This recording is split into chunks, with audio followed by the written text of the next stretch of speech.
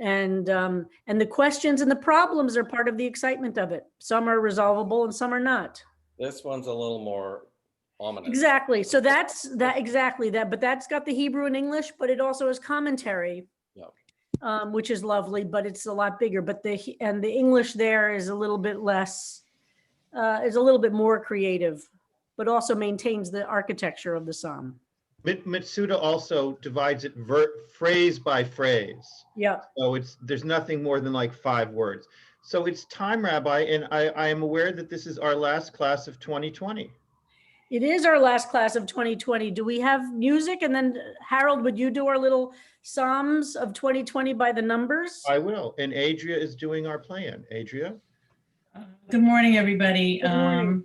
This is our last class of what's been for 2020 an extraordinary experience, truly.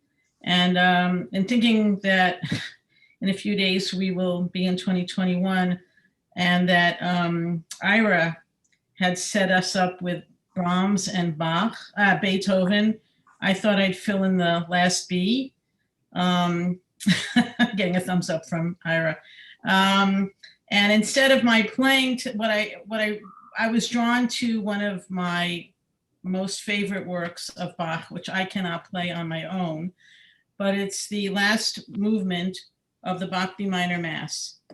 And this is a work that comes at the end of about almost 2 hours worth of music. This movement, the 3 words that Bach sets to music are simply Dona nobis pacem, grant us peace, which I'm sure will resonate with all of us in this moment. And what's extraordinary about this is that Bach uses 4 notes in a scale-wise, stepwise upward motion to set Dona nobis pacem. Those are the only words that he uses. And it's just an extraordinary musical experience, I hope you'll find, to listen to this. And as I wrote to Harold, even in my most glass half full, or glass half empty rather, moments in my life, when I listen to this, I can't help but have a complete sense of what Rabbi Kleinbaum often reminds us, that we have to exercise our gratitude muscles, and that we have to have the aspiration to find gratitude in our life every day. And I am most grateful for this class, which has been a lifeline, and I wish everybody a happy and a healthy 2021. So now I'll share my screen, and you'll notice that the instruments look a little different. This is a Baroque orchestra, period instrument orchestra, the Netherlands Bach Society. I highly recommend that you explore their website. It is fantastic. So here we go.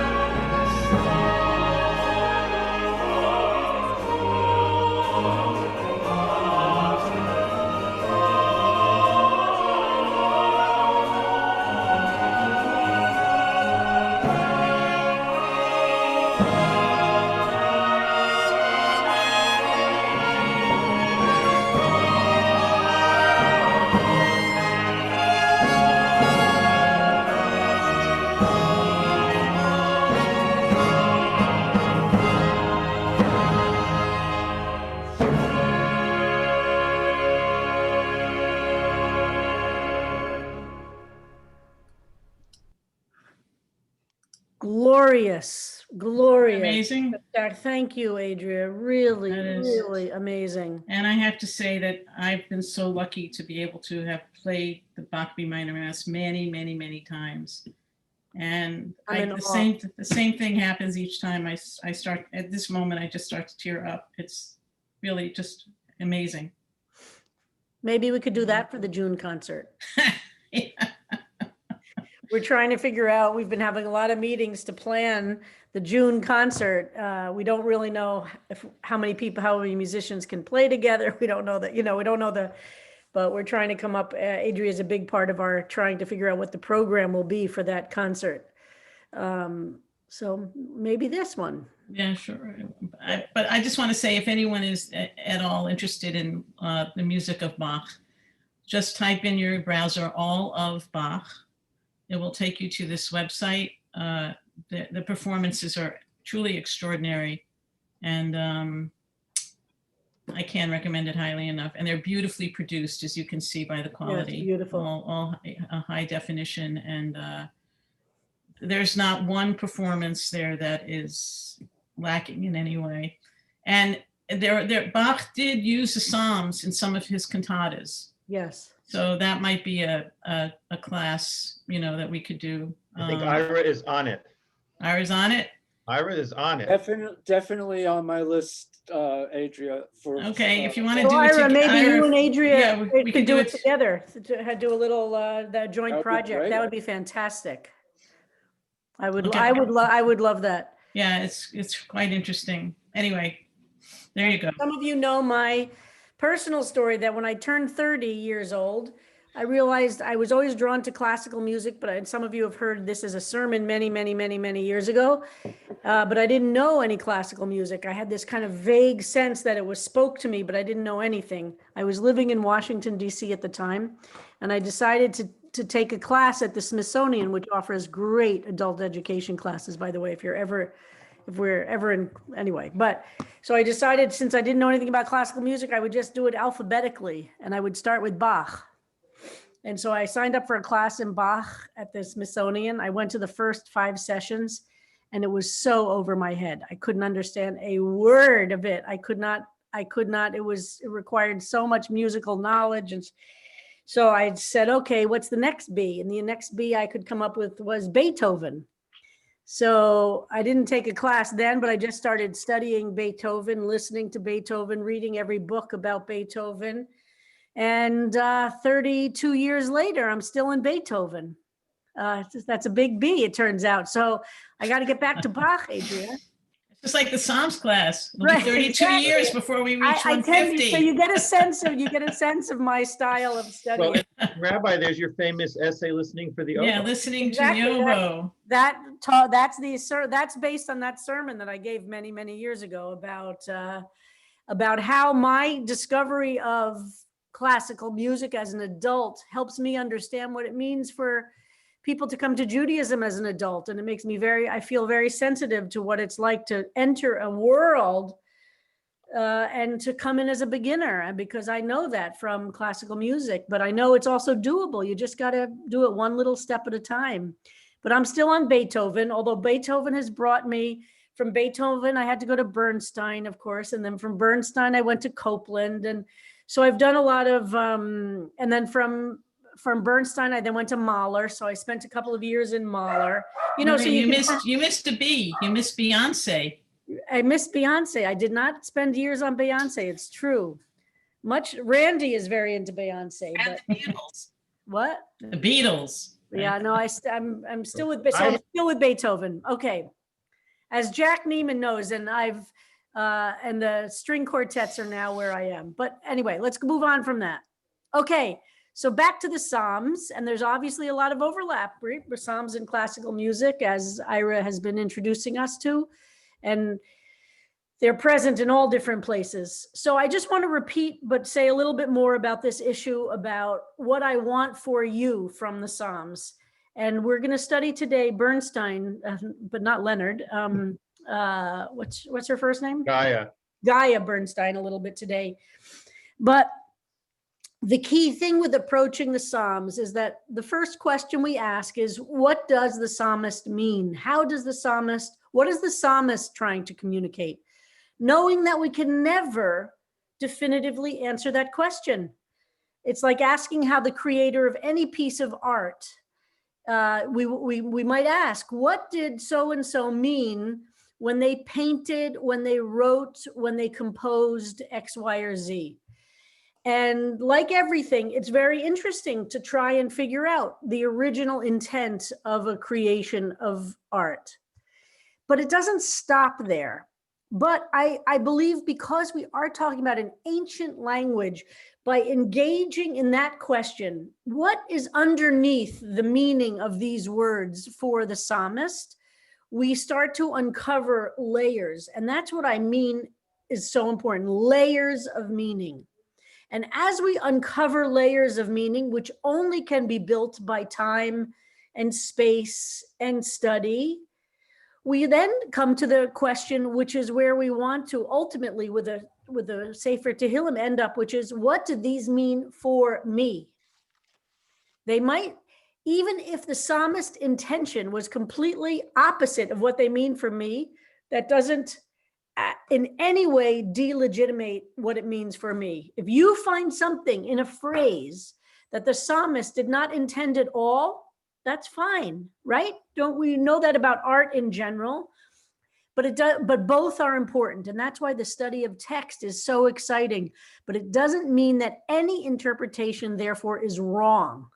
What it means is what it means to you. And what I mentioned before class is there's a famous book that John Ashbery, the famous American poet, wrote called How Does a Poem Mean?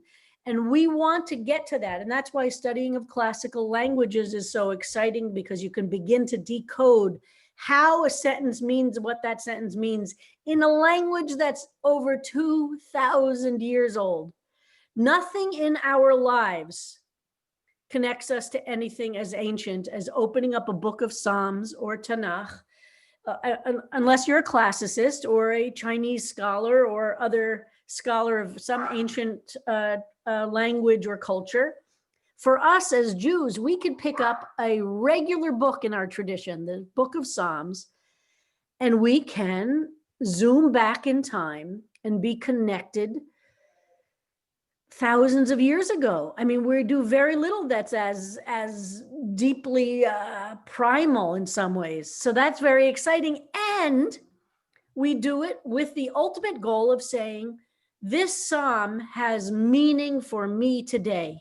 And I'm not going to put this text down until I figure out what that meaning is. And that's part of what the study of Psalms is and that's the challenge, to look at a psalm, even one that you say, ugh, I hate this one, or this doesn't speak to me, or oh, the psalmist is whiny, or the psalmist is angry, or we still, because it is a religious text, have to keep asking ourselves the question, okay, this psalm has something to tell me. What is it? And that's why we go back and back and back to them. Sometimes what a psalm has to tell us is a negative. It's reflecting back how not to be, or one thing you don't want in your life. That's also a learning, right? We learn things in all different kinds of ways. So don't give up on a psalm. Even if you say, you know what, I'm done with this psalm, I'm going to come back to it in 3 months. But don't give up, because I believe embedded in every single psalm is something that each of us has to learn. It just might not be this year in your life, and it might not be this moment. It might be this psalm is here to teach you something about somebody in your life you hadn't even thought of. I can't even answer that for you because it's so deeply personal. But that's the challenge and the excitement of hanging in with Tehillim, is that they will mean something, and you just have to stay there. The more you learn, and this is what was true, and this is what I said in that sermon listening for the oboe, as I discovered about classical music, the more you learn about a classical music piece, it only gets more meaningful. You don't lose but a great piece of music should be very moving for a beginner, and it should be moving for Adria Benjamin or Ira Rosenblum or Jack Neiman or Simon Dradfield. It shouldn't stop being meaningful because you know a lot. But it also shouldn't only be meaningful because it's an intellectual exercise, right? I should be moved by a piece of Beethoven without even sometimes understanding things that Ira or Adria can understand about the music. And the more I know about music, I can tell you, the more I appreciate it. It doesn't lessen it. That's true about Judaism too. The more you know, it will get deeper and deeper and deeper. But that's why when I came to CBST and my job was to try and create a Friday night or a Shabbat morning services, the challenge I have, I think, is a lot like what a conductor of a classical symphony has, which is you want to make sure somebody who walks into that Carnegie Hall who's never listened to Beethoven before is moved by it. It's got to be moving. It's got to be well done so that even somebody who doesn't know what's going on, but at the same time, you don't want somebody who knows what's going on to feel like it's dumbed down or superficial, or it's only geared to beginners. And that's the challenge of non-Orthodox Judaism, is how do we create something that's accessible for people who are beginners? And how does it remain meaningful for people who know something? And this is one of my huge frustrations with liberal Judaism in America, is that it stays targeted only at the beginner. So that it's like beginner Judaism. Okay, that's great. And it's fantastic that it's accessible. But what happens when you start learning more? It's like any other field. Judaism is so deep and so profound, you should appreciate more. So the more you know about a Friday night service, the more you should appreciate the Friday night service, not just intellectually, but emotionally and spiritually. The more you know Hebrew, the more you can study text. It's only going to get deeper. And our challenge in a non-Orthodox setting is how to create religious experiences that have the multi-layered feeling to it. So it's not just the beginner's service, but we also don't want to be intimidating to somebody who's a beginner. It's a very tough challenge that we have. And that's how, when we get to talking about the Siddur, which Harold and I just discussed this morning, that maybe we'll do after Marcia and I will do a presentation about the Siddur after Psalm 15. That was a big challenge in putting that Siddur together, is that we wanted to make sure it's accessible, but we also wanted to make sure it had real depth to it, so that somebody who knows knows something will look at that Siddur and say, wow, this is really a great contribution to the world of Jewish prayer books. This is not just for beginners, but we don't want beginners to be intimidated. That's the constant dilemma. Okay. Any quick comments about that? And then we'll go to we're going to finish up studying Psalm 14 today. I'm not reading the comments, so I don't know, Harold, if there's anything you want. So Linda had her hand up for a quick comment before we Okay. start. Linda, quickly. Linda? Yes, I had to find my mouse. I would venture to say that is true, Rabbi, of almost anything one picks up and looks at more than once. Every time we look at something, we see something different in it. And I have favorite movies, for example, that I look at over and over and over again. And every time I look at it, I see something different. I look at the tree outside my window now, and every time I look at it, I see something different. So I think that's part of I totally agree. The difference with something like classical music or studying an ancient text is that it requires a certain level of knowledge, which requires study. Like you could watch the same movie over and over again, and then it would be really different if you took a high-level film course where you studied. Well, that's true. And that's what, so what I'm talking about is to get to the Psalms and to get to most things Jewish, honestly, it requires actual study and work. It doesn't mean that it's not meaningful without it, but like classical music, you could just turn on WQXR every day and have a wonderful experience and relationship to it. But if you actually study the libretto and you learn music theory and you know, that's a whole, but that requires a level of skill, or you learn to play an instrument. Long before your instrument's going to sound like it's music, it takes, you know, tens of thousands of hours of practice when you're not sounding like it's music yet. And that's kind of the thing that I'm talking about, is the gap between when it's really hard and it's not necessarily full of deep meaning all the time, but you need to go through that stage to get to a whole other level of deep meaning. And that hard work is involved in different kinds of study. Rabbi, we have a number of hands. Do you want to go to Bernstein or do you want to get some Let's more? take a few comments? hands now and then we'll do Judy Bernstein. It Frank. won't take us too long. Judy Frank.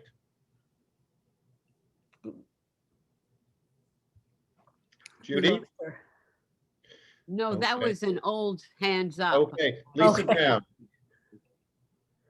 I just wanted to say how much I've learned from these few short weeks with Rabbi Rapport's Siddur class, and the Siddur Mhm. seems the most impenetrable to me. And I've always had a lot of trouble with prayer because the text seems so static to me. And my eyes and my heart actually have really been opened by this class. Beautiful. And I wanted to just support any more studies on the Siddur that the synagogue might. Beautiful. Barbara Grindell. Well, hi, Rabbi. I came to CBST as a beginner, total beginner. And my friends can't believe how I've evolved. And I give it all to CBST. And the only negative of that is when I compare it to a synagogue in Florida, Uh-huh. I have strict standards and they have to do certain things. And I would say, well, CBST gives me so much more. So, when you start off at a high level like that, Yep.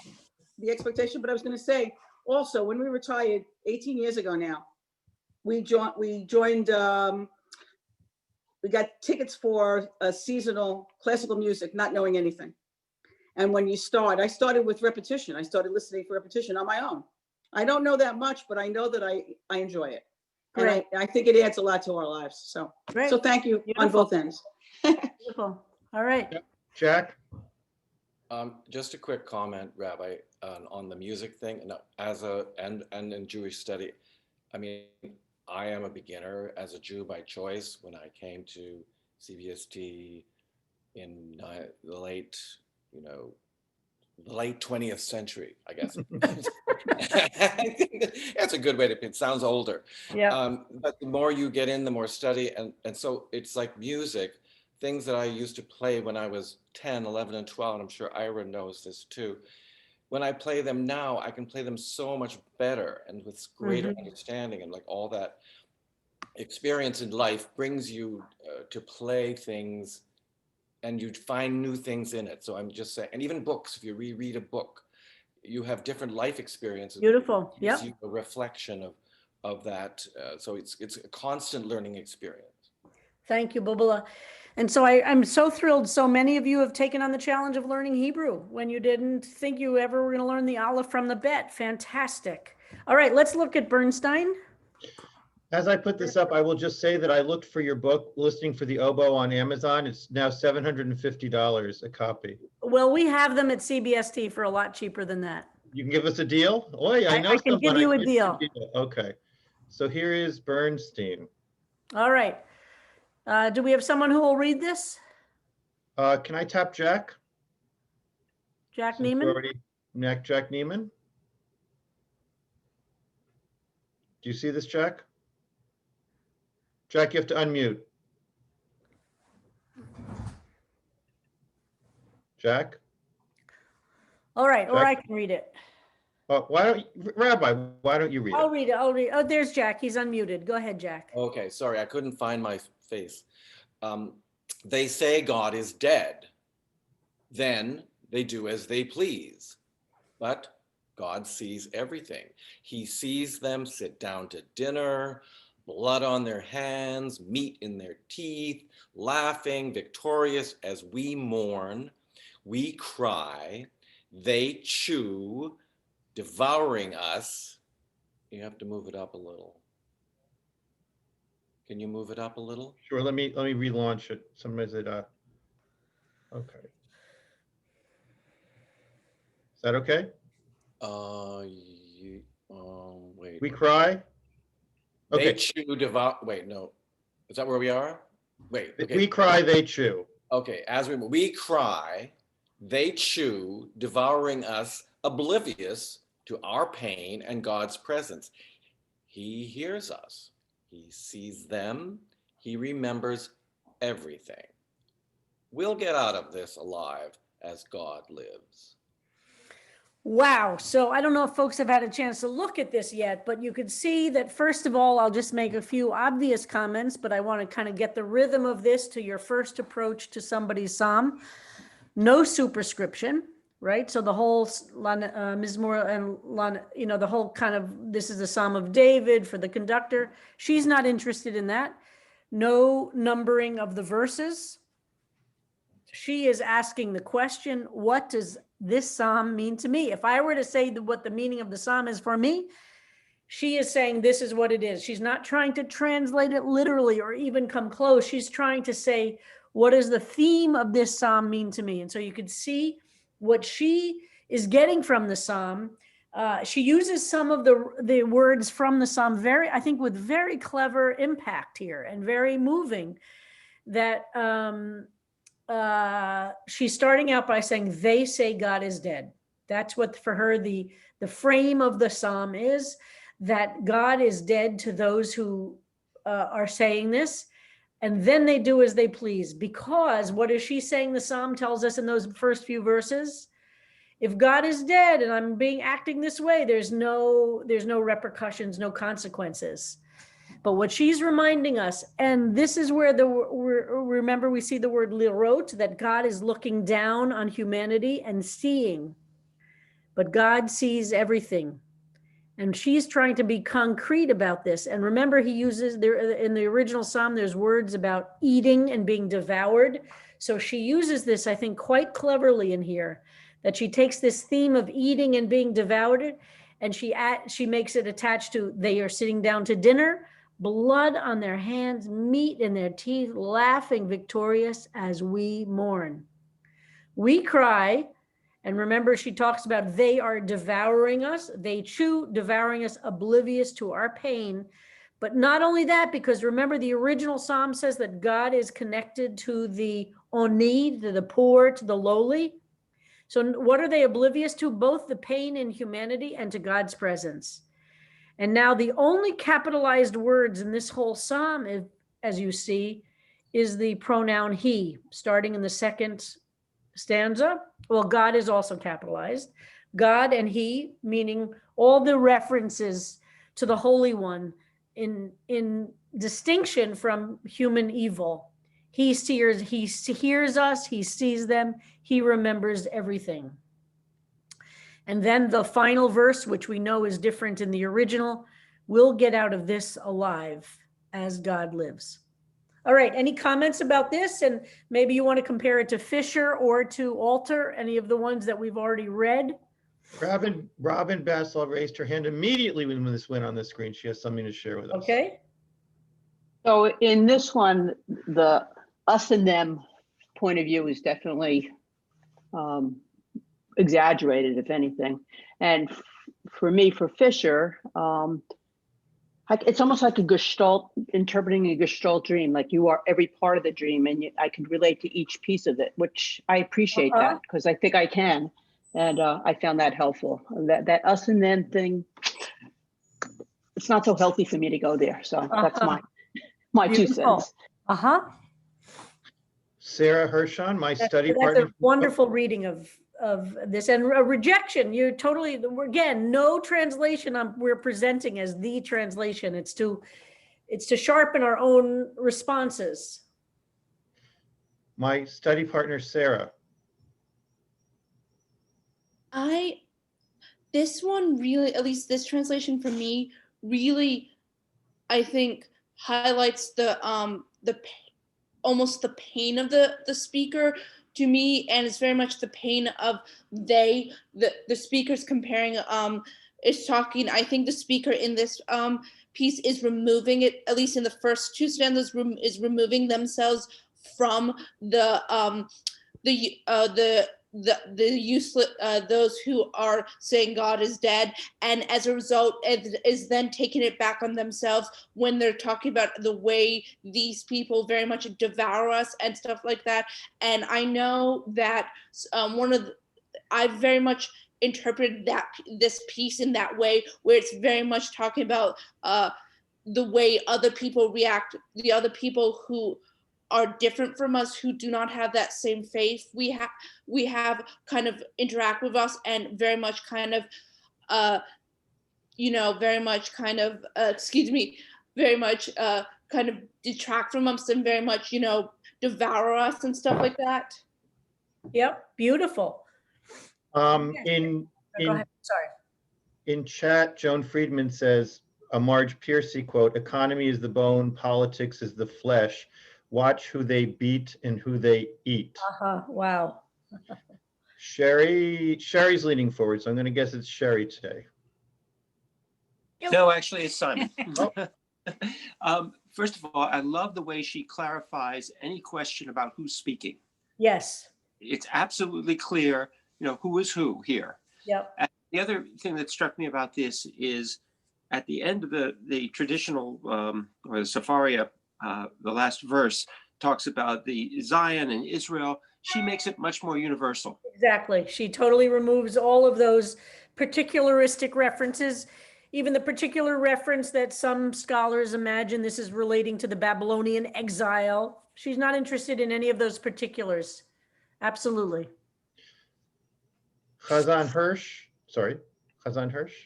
Yes. When I heard this read, thank you, Jack, about he sees them sit down to dinner, it took me to Psalm 23 to you set a table before me in front of my enemies.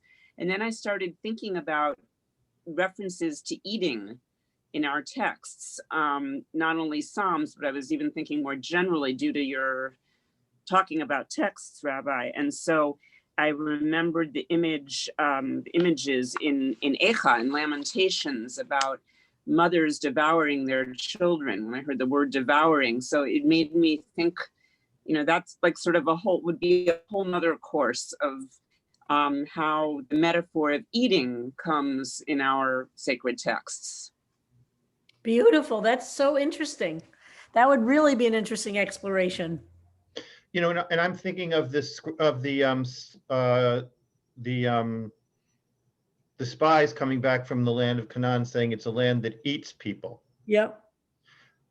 Ira. Yeah, so one thing that I found that struck me anyway, was that in the Bernstein version, there isn't this emphasis on that there are no good people in the world. Yeah. Which all the other translations all kept that part from the original Psalm, and to me, this sort of her non-emphasis on that makes a lot more makes for more clarity and more sense for me as the reader. Yeah, so she's identifying what a lot of us have seen is there's a kind of a problematic element there, and she's resolved it this way. That's a very classical response on the commentators to see a problem, and in her case, she's resolving it in that particular way. Sue, is it Mayers or Mears, Sue? It's Myers, actually. Myers, Sue Myers. A weird immigrant spelling. So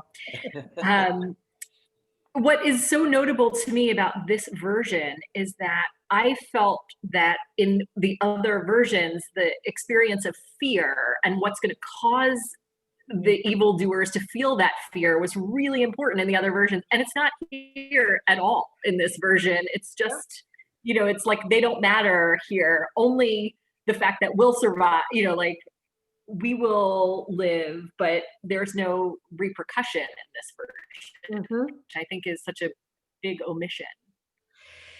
It kind of speaks to what I've said before, that sometimes a particular verse or a particular point in a psalm is what is meaningful to you, and you kind of end up, you might want, there are some psalms, for instance, for me, there are some lines in a psalm that I just find so meaningful. The larger context isn't what's meaningful to me about that psalm. And she's kind of doing that. She's pulling out what's meaningful to her and making her own personal offering based on that. And you're correct. She's ignoring the complexity or the problematic piece to it, which is why I always want to start with the altar and with Levi, for instance. Those two won't, there go the dogs. Those two won't do that. but Fisher, Mitchell, and Bernstein will do that. Saul Zalkin? So in the original psalm, it talks about how God is with the poor man and is with them. And in the Fisher describes how God is manifest with the poor, with the people that God is with. She is describing so viscerally the depraved and the abominable people, and God hears us. Everybody else who is not them is amongst the righteous, and God is with us, and we just have to hold on, because we will live. We will get out of this. And you'll notice, Saul, that she begins her psalm by saying they say God is dead, and you see the end of the psalm is God lives. Yes. Lisa Brown.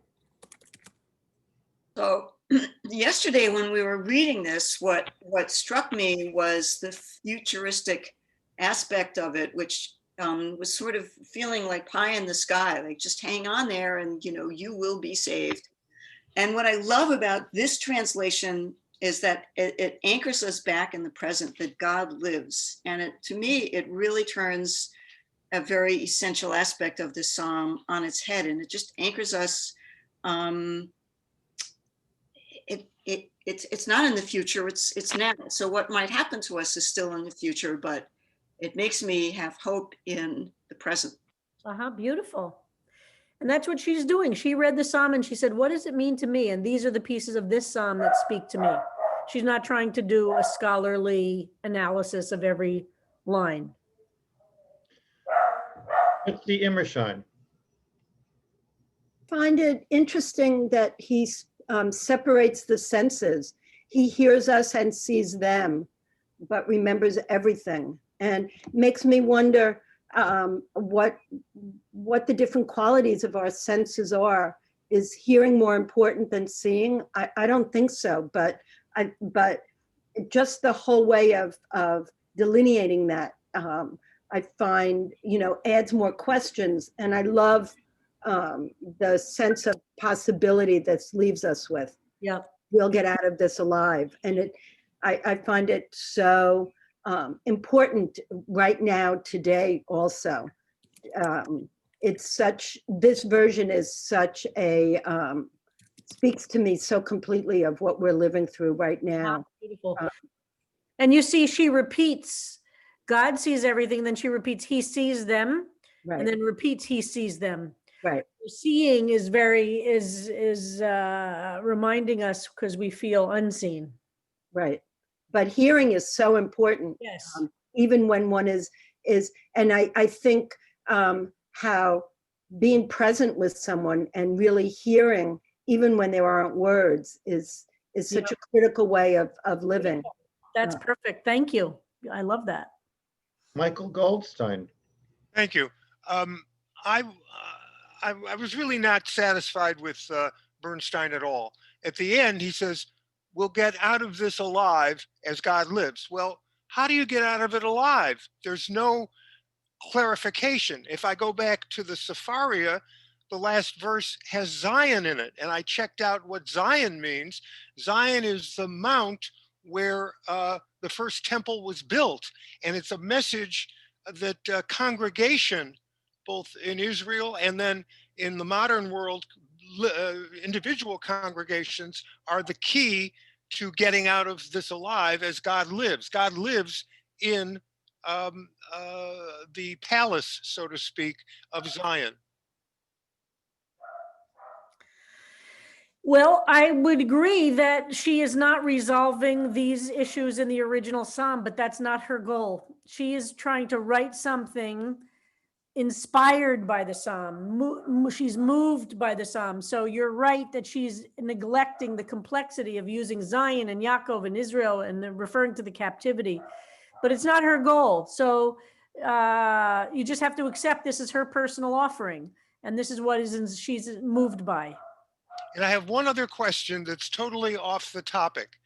For the leader of David, Yeah. Can I assume that David was the first king of the Jews? Yes. Thank There you. I'm was, going of to course, use it. no, just, I mean, okay, David, it's a little more complicated, of course. There was King Saul, but David was the first really king that we could talk about of the United Kingdom. Thank But you. I'm using that in my translation. Saul was king first, so David was not really the first king. All right. Thank you. That helps me in They my had slightly different kingdoms, but so it's a little hard to answer it exactly, but yeah, for me, the psalmist is speaking to David as king of the Jews okay. and giving David advice. Don't give it away. Don't give it away. All right, I'm looking forward to hearing that. So, Rabbi, look at the time. I think we have 2 quick comments for people who haven't commented yet, Susan Lipson and Sue Rosansky. Then we'll go to our little sharing in the play out. Okay. Susan Lipson.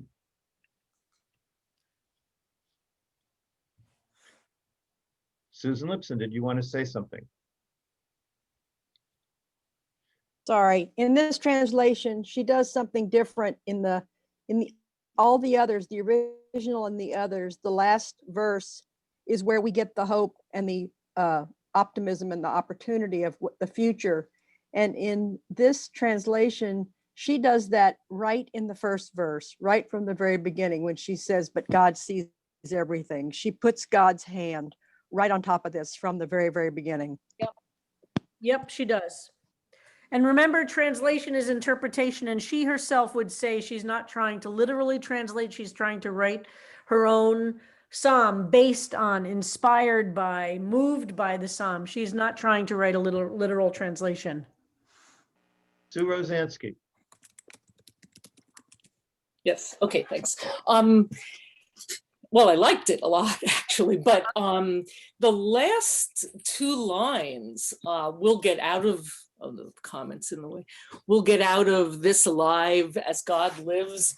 I mean, first of all, I don't know what this is. What will we get out of alive? Because to me, when I'm reading the Psalms, I'm often thinking about life and death, and we're certainly not going to get out of life alive. And yeah, so what does she mean? You know, that's the question it brings up for me, is what does she mean? I think that's we'll get out of this alive. Yeah, I think that's the ultimate question. Is she talking about life as we think of mortality versus immortality? She knows everybody dies. She knows it's not about eternal physical life. When she says, I think we'll get out of this alive as God lives, I'm not sure she means just I think it's an excellent question that I can't resolve because I'm not her, but I don't think she means individually our bodies are going to survive everything.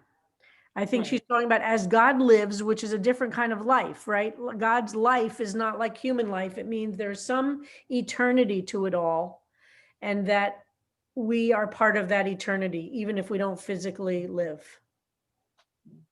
But that's my interpretation of her interpretation, right? Yeah.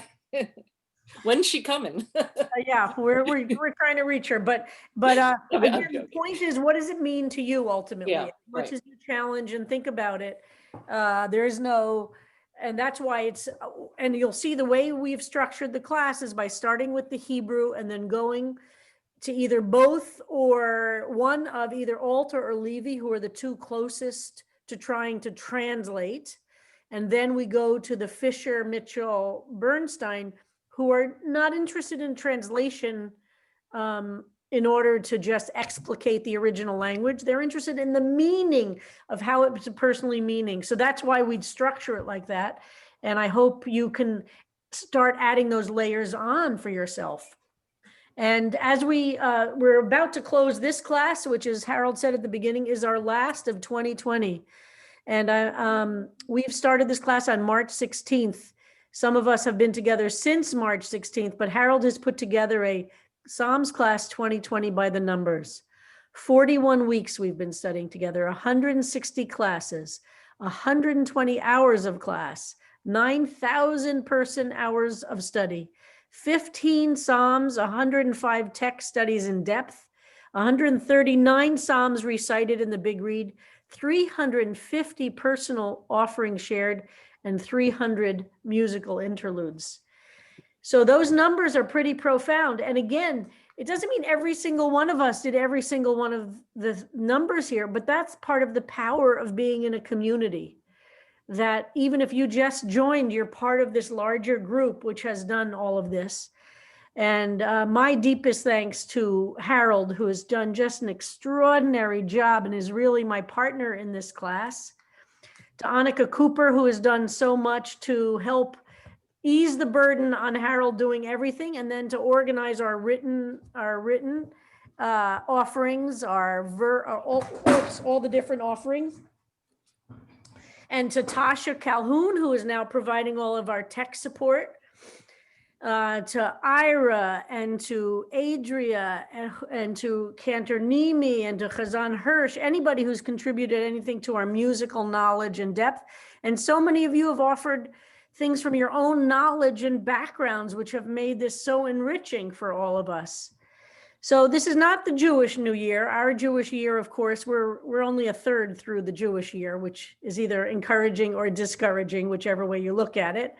But it certainly is ending this year of 2020, which a year ago, who could have imagined what this year would have looked like, right? Last year at this time, impossible to imagine. 4 years ago at this time, we were getting ready to enter 2017, knowing, dreading, anticipating what the world would look like with Donald Trump as president. And unfortunately, he fulfilled many of our worst nightmares and dreams. And now we have a lot of work to do. And there's we've got, what is it now, 20 days, 21 days until there's a new president. These 20 days are going to be some of the toughest days we've had in these 4 years. And we've got to keep doing what we've been doing. When you don't know what to do, when you don't know what to say, reach for that book of Psalms. Read the Psalms, call up somebody to study a Psalm together. It's going to be a rough 3 weeks. And then we're in, as we all have been told by all the various medical folks, we're in a very rough time for this virus. Thank God there is the vaccine, and I hope and pray as many of you get to have that vaccine as soon as possible. But there is no easy answer to the time of history we're in. But this Psalms class has been a total anchor for me, inspiring me, giving me great pleasure and hope. Studying for it and preparing for it gives me enormous amount of pleasure.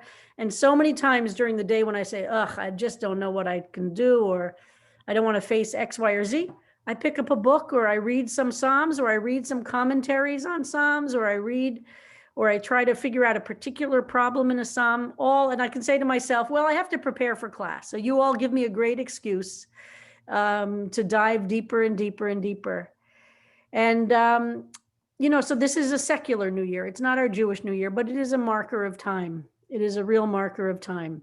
And we pray that no matter what 2021 brings us, that we continue to strengthen this arc that we're all on together to face whatever these waters are, and to keep learning and studying and praying and enriching the community. And being aware that this is what God wants of us. We are in a terribly broken world. And our job is to be partners with God in trying to make it a little bit better with whatever gifts each of us has. So I appreciate each and every one of you. Some of you I've never actually met in person. I look forward to that day. Some of you I've known for 30 years. So it's a pretty amazing collection of souls that makes up this class. And Jack, I realized I did your wedding this week in Israel. How many years ago? It was 2003. So I have so 2003, a year that we were in Israel together, and I did Jack and Rick's wedding in the King David Hotel. So there's a lot of history, a lot of love here, and I'm so deeply appreciative for all of you.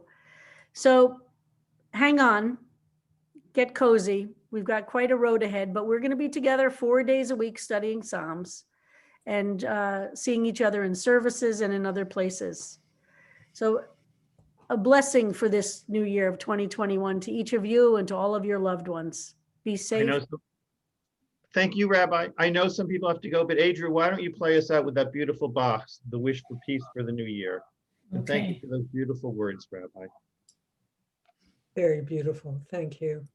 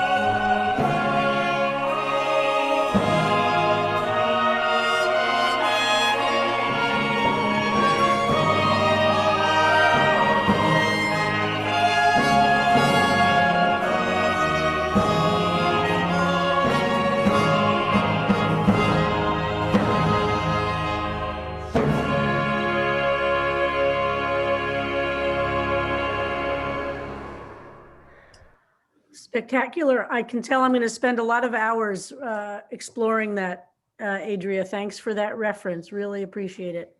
Love to everybody. Blessings, blessings to all.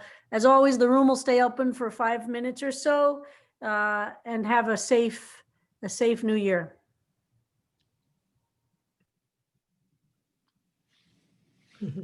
Healthy New Year. Adria, what Yeah. was the site? I'll drink that. Can you put Yeah, that? it's in the chat. It's just simply go into your browser and type in all of Bach. Thank you. Oh, that's right. I said that. And it's or the Netherlands Bach Society. That's it. Okay, thank you so much. And there's plenty of, they add material all the time. Their goal is to record all the complete works of Bach. Adria, I had a question. Yeah. Those true. trumpets, I don't know those trumpets. They're period instruments, so they're trumpets without valves, and they're pitched in a certain key. So they, when Bach used the trumpet here, he was writing, the trumpet has to be in the key of the piece because it's, if you noticed at the bottom, I think one hand was covering holes in the tubing. On the And bottom. that's how the notes were created. But this predates a valve or a piston in a trumpet. Thank you. Adria, was it all the were all the instruments from the period? Well, they're all period instruments. The bows are Baroque bows, and actually, I don't know if you watch it again. The gentleman, the violinist who had the big beard and the gray hair pulled back in a ponytail. He's also a fabulous bow maker, and I happen to own one of his Baroque viola bows. Unbelievable. I'm It's just in a curious. different- And this comes Happy from New Year, all. Happy New Year. All right. Naomi, Hazan Naomi, are you still there? I am. Can you email me? Yeah, I saw your message. Uh-huh. Okay, good. Thank you.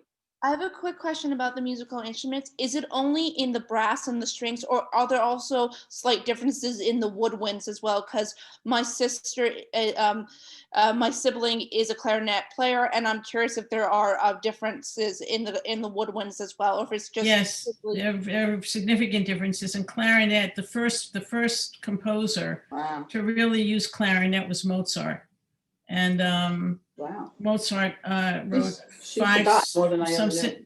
Mozart wrote 41 symphonies, but only 5 of them used clarinet. And he wrote He wrote the beautiful clarinet quintet. Barbara. Oh, sorry. He wrote the beautiful clarinet quintet for clarinet and for a string quartet. He also wrote a trio for clarinet and viola and piano. But you know what? If you want to see the differences between instruments, go on the Metropolitan Museum website and go scroll through the pictures of the instrument gallery. And you can see they have lovely descriptions of all the instruments that are in there. And you can see instruments, straight through history. It's a wonderful department to go in and visit. Yeah. Visit too. Yeah. Adria, you're a force of knowledge. It's wonderful. Thank you. Not really. I just love that piece so much. And Well, no, I'm happy to you share really it. have a lot of knowledge, musical knowledge, and it's wonderful to hear you speak about what you know, because you tell it in the way that makes it easy for everyone to understand. No, thank you. I appreciate that. Everybody does that in this class. That's why it's so great. Yeah, it is. It's true. Adria, right, I would yeah. love to have you, this is a hint, I would love you to volunteer to do a class sometime at CBST in our adult learning. It would be really great. So I'm just playing. Oh, more Zoom. I don't know if I can take on any more Zoom teaching. Well, I'm just already saying, doing. sometime in the future, you will live a long life. You're a good person. All right, speaking of teaching, I'm supposed to start a class at 11 with a private student. So Happy New Year. Be well. Happy New Year, everybody. Healthy New Year. Yeah. Thank you, Adria. So much. Take care, everyone. Much love to everybody. You are a treasure, Adria.